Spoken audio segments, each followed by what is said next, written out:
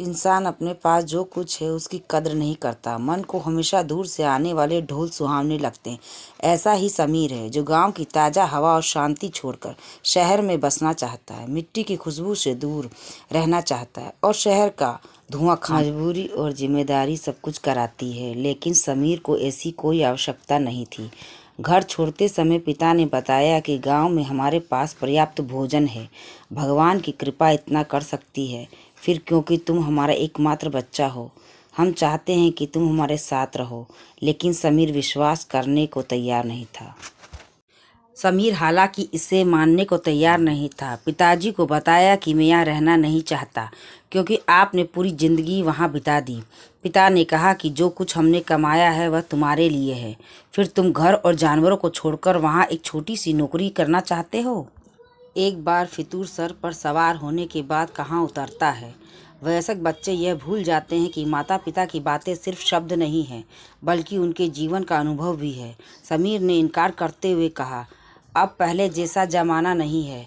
आप लोग इतना क्यों सोच रहे हो? मोबाइल है और वीडियो कॉल भी है। मैं फिर भी दिन आपको दूर बैठा दिखाई दूंगा। समीर ने इनकार कर दिया और शहर में एक छोटी सी सरकारी नौकरी करने लगा।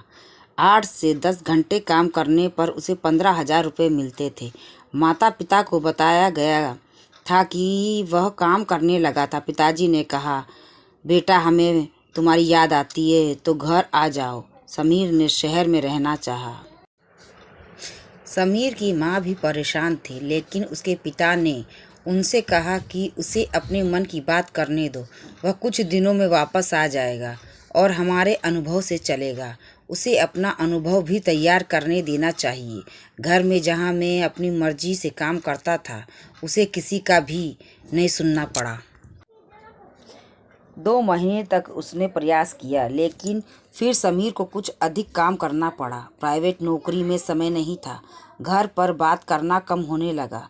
जब उसने अपने घर का फ़ोन करीब 4 दिन बाद उठाया, उसके पिता ने कहा कि उसके बेटे को फ़ोन पर बात करने का समय ही नहीं था। पिताजी ने कहा कि 3 दिन पहले तुम्हारी माँ का पैर टूट गया था। समीर ने कहा, माँ अब ठीक है? पिताजी ने कहा, प्लास्टर चढ़ा है। समीर ने कहा कि पापा, मुझे अभी छुट्टी नहीं मिल सकती, इसलिए आप वीडियो कॉल से बात करवा दें। गांव में ठीक से नेटवर्क नहीं होने के कारण वीडियो कभी कभी रुकता है, कभी कभी दिखाई देता है। इस कहानी को सुनने के लिए सभी का धन्यवाद।